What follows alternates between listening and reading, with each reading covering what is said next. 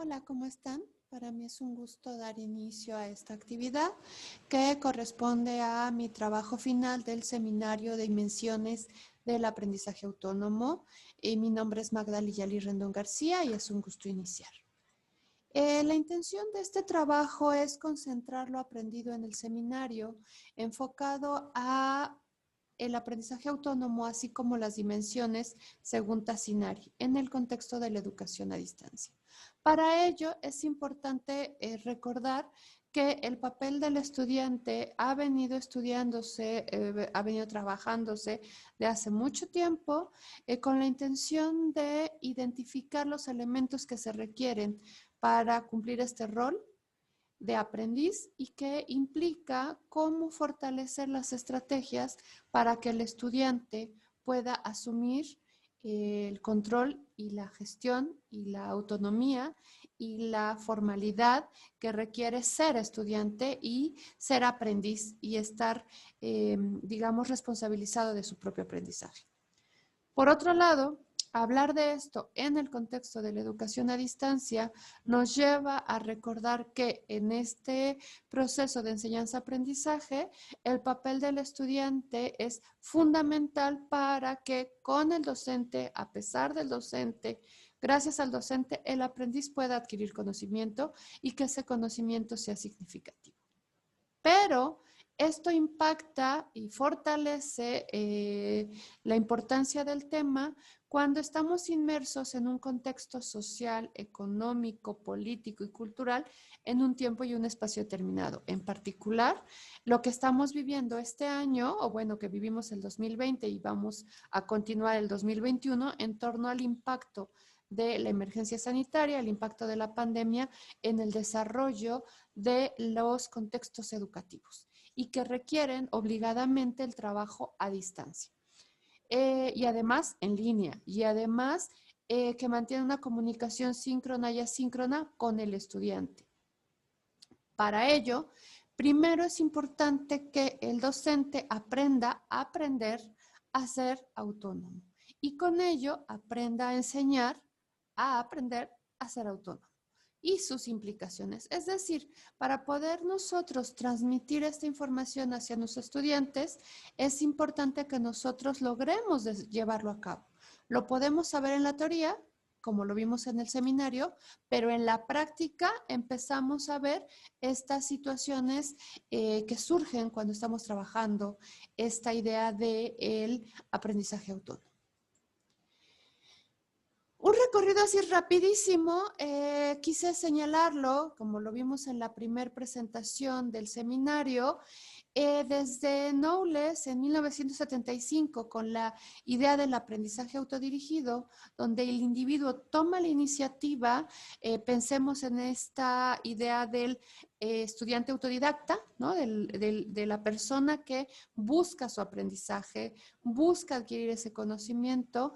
Pasamos por ideas como las de Holleck, que está enfocado a los objetivos, los contenidos, las rutas de aprendizaje, el impacto de la toma de decisiones que tiene o que se rescata Littlewood, hasta Tassinari con la metacapacidad por llevar a cabo el proceso de aprendizaje en varias dimensiones y que aquí implica fomentar las habilidades, el diseñar estrategias, el promover la autogestión y que entonces ya no solamente es el conocimiento, ya no solamente es la información, sino es esta información aplicada, esta información que nos transforma como sujetos y esta información que nos impacta en la relación con los otros.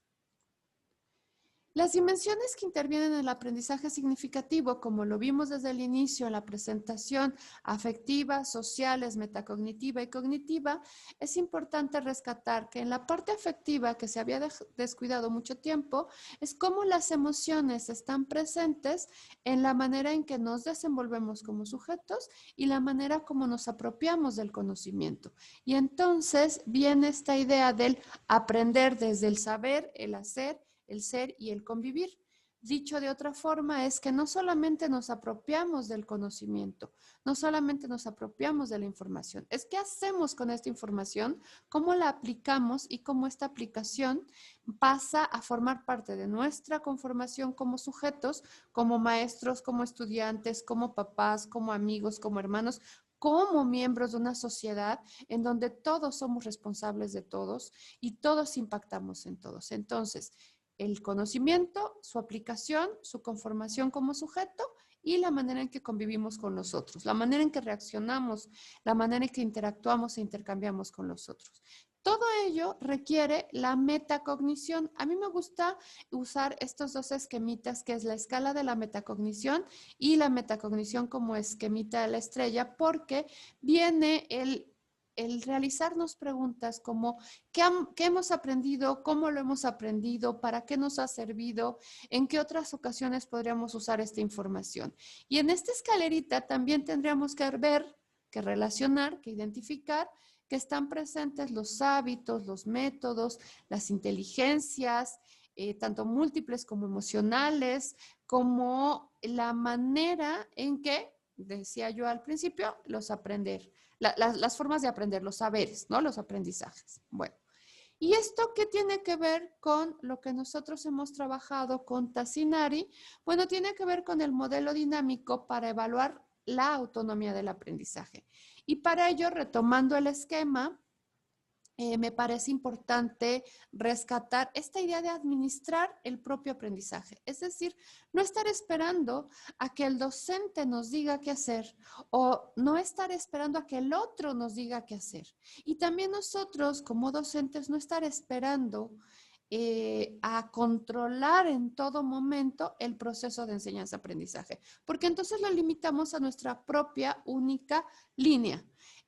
A mí me gusta mucho utilizar la idea de si en un salón estamos 50 personas, son 50 cabecitas que nos van a permitir interactuar y enriquecer los aprendizajes de todos. Entonces, administrar nuestro propio aprendizaje implica la cooperación entre los otros y yo, pero además no podemos dejar de lado mi propia cooperación, digamos así, mi propia evaluación y mi propia planeación. Entonces, evaluar y planear es interno y evaluar y planear es con el otro, para el otro, a pesar del otro, a partir del otro.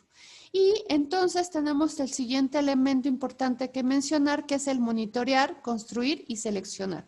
Todo el tiempo estamos en movimiento, por eso, por más que busqué otros esquemas, pues obviamente no había otro más que el modelo dinámico, porque nos está haciendo esta idea de que todo el tiempo estamos en movimiento, todo el tiempo estamos monitoreando, construyendo, seleccionando, incluyendo materiales, métodos y diversas formas de abordar el conocimiento y abordar los saberes. Y entonces este último nivel, que no en realidad no es el último, porque si lo giramos podría ser el primero, tiene que ver con el autoconocimiento, tiene que ver con las emociones y tiene que ver con la motivación. Fíjense qué importante es que la manera en que nosotros manejamos la motivación intrínseca y extrínseca, la manera en que nosotros manejamos las emociones y la manera en que nosotros conocemos y nos autoconocemos, podemos construir con el otro.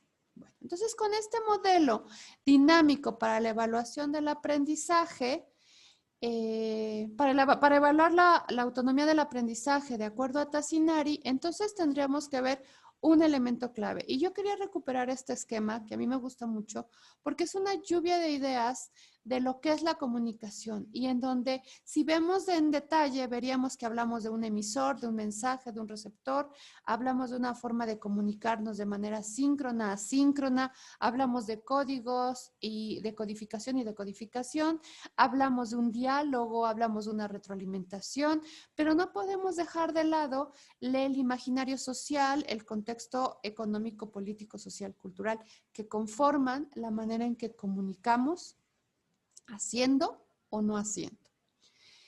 Como elemento central la comunicación en el proceso de enseñanza-aprendizaje y en particular en el aprendizaje autónomo, porque empezamos desde cómo me comunico de manera intrapersonal, de la forma interpersonal, de la forma intragrupal, de la forma intergrupal.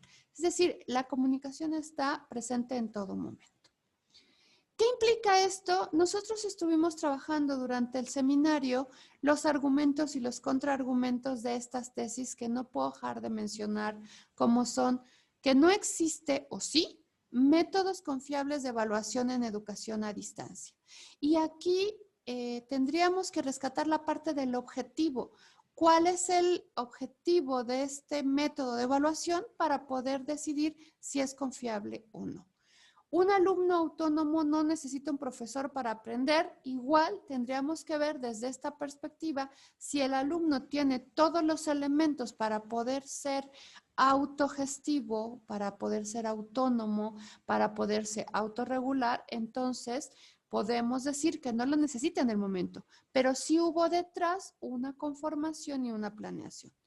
El aprendizaje basado en proyectos genera motivación a los alumnos. También tendríamos que ver el contexto porque si nosotros exploramos con nuestros alumnos, en un alto porcentaje los alumnos se motivan cuando ellos son los que tienen que encontrar el conocimiento. Pero algunos que no, algunos que tienen que ser motivados de otra forma. O a lo mejor tenemos que aprender a motivarlos de otra manera.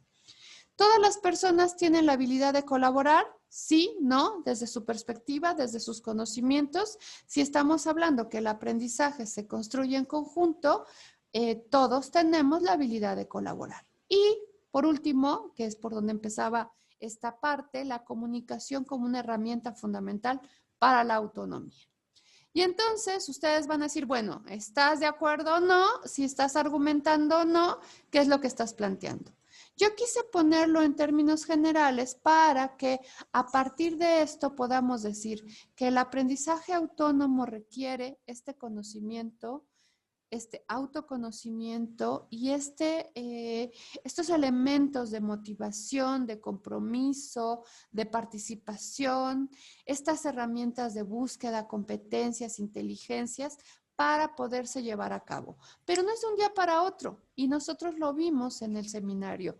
Vamos a tener algunos elementos ya desarrollados, digamos unos conocimientos previos, y vamos a irlos desarrollando poco a poco con los nuevos conocimientos, con las nuevas estrategias, con las nuevas interacciones. No es estático, no es único y entonces además de ser autónomo, además de ser autorregulado, además de ser autogestivo, el aprendizaje es permanente. ¿Qué es lo que puedo hacer como docente para promoverlo? Bueno, yo quería rescatar esta parte en donde el aprendizaje autónomo implica preguntas, implica curiosidad, implica investigación, implica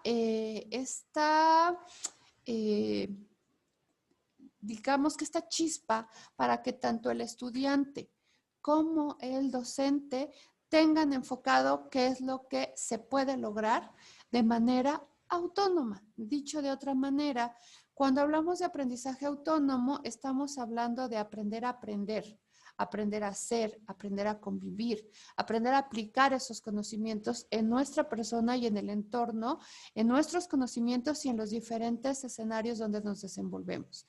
La motivación, hablando de la motivación intrínseca y la motivación extrínseca, es algo permanente, es decir, cómo me motivo para mantener la motivación afuera y cómo los enseño a que aprendan a motivarse a pesar de las motivaciones externas, las internas. Los conocimientos previos, esta estrategia de traer a colación los conocimientos previos que nos permiten rescatar, nos permiten activar, nos permiten ubicar que sí sabemos, que sabemos cosas y que de esas cosas que no sabemos podemos encontrar líneas de investigación, que cuando ya, entre comillas, sabemos algo, nos podemos limitar. En cambio, si estamos con esta lupa de ver algo, aunque sea un escenario aparentemente conocido, vamos a desarrollar nuestras habilidades cognitivas y metacognitivas. las habilidades sociales y las habilidades emocionales. ¿Cómo me desarrollo si tengo características, por ejemplo, de ser líder? ¿Cómo las desarrollo para ser mejor en mi rol que estoy cumpliendo como líder? O si soy un buen integrante de un equipo o si soy un buen coordinador, ¿cómo lo voy a desarrollar? Y entonces, este aprendizaje autodirigido tiene que ver con, digamos que en lugar de plantearnos en lo que yo podría hacer si los demás me lo resuelven, es cómo yo voy a hacer para que todos podamos resolver. Y bueno, obviamente está íntimamente relacionado con los hábitos académicos que esperamos los docentes que nos estamos formando en este seminario, lograr en nuestros alumnos estos hábitos que les permitan lograr esos objetivos. Y por eso puse estas dos imágenes, la del aprendizaje autónomo con estos muñequitos que están buscando esa información, buscando obtener esa respuesta.